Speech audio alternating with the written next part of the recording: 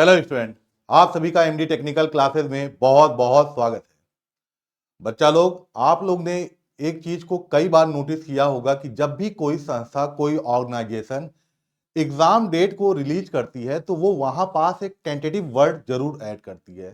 Tentative का मतलब होता है संभावित।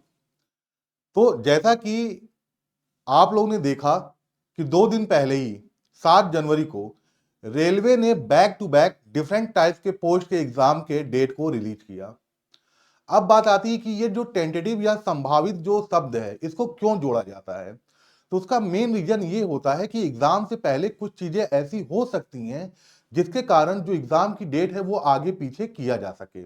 ये एजेंसीज या ऑर्गेनाइजेशन अपने सहूलियत के लिए ये वर्ड जोड़ती है।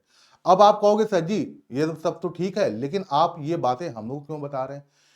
मैं बेटा ये बातें आप लोग को इसलिए बता रहा हूं कि जो 7 जनवरी को रेलवे ने 2 एग्जामिनेशन के लिए जो एग्जाम डेट को रिलीज किया, जरा देखिए, मैं उन्हीं दोनों एग्जाम के बारे में बात करना चाह रहा हूं।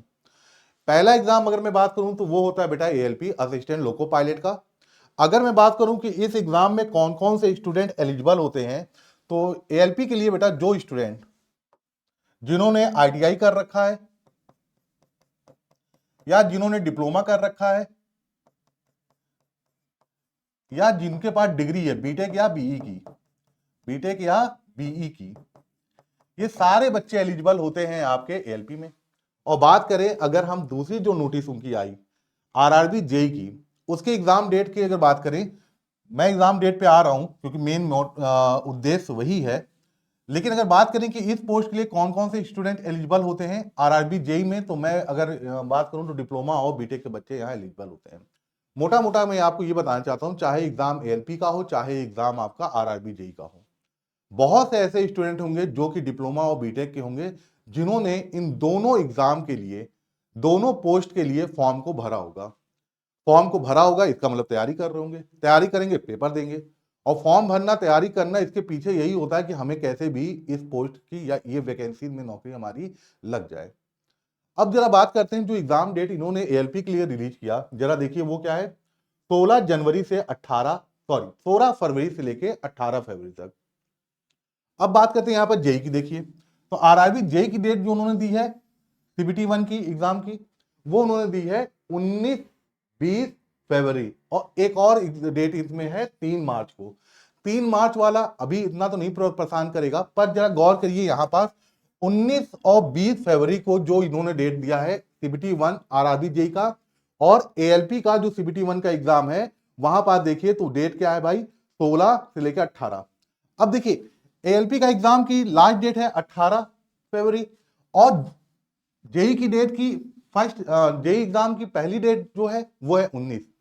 इसका मतलब अब जरा गौर करिए, बहुत से ऐसे विद्यार्थी होंगे जो कि जिनका 18 को जो एएलपी का एग्जाम देने जा रहे हैं और जिनका 19 को जेई का भी एग्जाम लगा है।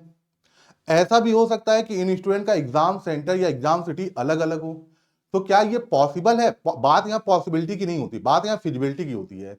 क्या ये फिजिबल है कि एक स्टूडेंट जो है वो 18 तारीख की शाम को मान लो सेकंड शिफ्ट का एग्जाम दे रहा है, क्या कहते हैं इसका एएलपी का, और फिर वही बच्चा अगर 19 तारीख को उसका एग्जाम लग गया आरआरबी जेई सीबीटी 1 में डिफरेंट सिटी में, तो क्या हो एग्जाम दे पाएगा? तो यहाँ पर देखिए एक बहुत मतलब कह सकते हैं कि मैंने क्या बताया था, टेंटेटिव वर्ड इसलिए यूज किया जाता था कि बीच में कोई चीज हो तो ऊपर नीचे हो, डेट को ऊपर नीचे किया जा सके। यहां तो हम लोग को बड़े साफ साफ शुरू में ही दिख रहा है कि एएलपी की एग्जाम डेट और आरआरबी जेई सीबीटी 1 की जो एग्जाम डेट है वो शुरू में ही क्लियर लग रही है भाई, कि 18 को इनका एंड हो रहा, 19 से ये चालू हो रहा है।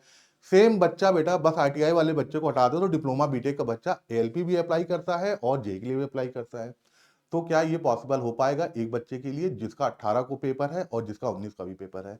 तो इसी को बेटा ध्यान में रखते हुए इस वीडियो बनाने का ये मतलब है। देखिए यहाँ कोई ऐसा नहीं कि बहुत ब्लंडर मिस्टेक हुई है ना। हाँ, यहाँ जरूर एक चीज होगा कि रेलवे जो है, रेलवे ये जो आपका आरआरबी जेई का जो सीबीटी 1 का एग्जाम है उसको मे भी करना चाहिए 4 से 5 दिन और डिले कर ले, है ना।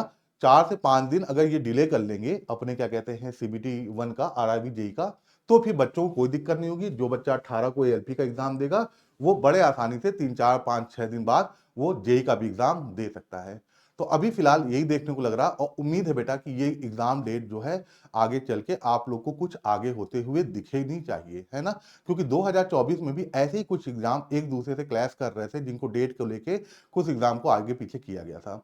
तो हो सकता है इस बार भी ऐसा आपको देखने को मिले। इसमें कोई आश्चर्य भी नहीं होगा, ये सारी चीजें, क्योंकि दोनों एग्जाम चाहे एलपी हो चाहे आरआरबी हो, दोनों का अगर बात करें तो ये आपके आरआरबी के थ्रू ही हो रही है। तो इसलिए आरआरबी को भी कोई दिक्कत नहीं होगी, क्योंकि वो भी चाहता है कि उनके वो जो कैंडिडेट उनके एग्जाम में अप्लाई कर रहे हैं उनको भी सहूलियत मिले। ठीक है, तो ऐसा देखने को मिल सकता है आप लोग को। लेकिन फिर भी वही बात है, एग्जाम चाहे 4 दिन हो चाहे 5 दिन हो, चाहे मैं कहता हूं 50 दिन डिले हो, है ना। वैकेंसी चाहे कम आए चाहे वैकेंसी ज्यादा आए, ओवरऑल बस एक ही चीज होता है कि जो बच्चा बेटा मेहनत से पढ़ता है, मन लगा के, पूरा जी जान लगा के, एकजुट होके अपनी पढ़ाई करता है, सिलेक्शन उसी का होता है। तो उसका भी आप लोग को ध्यान रखना है। Thank you very much.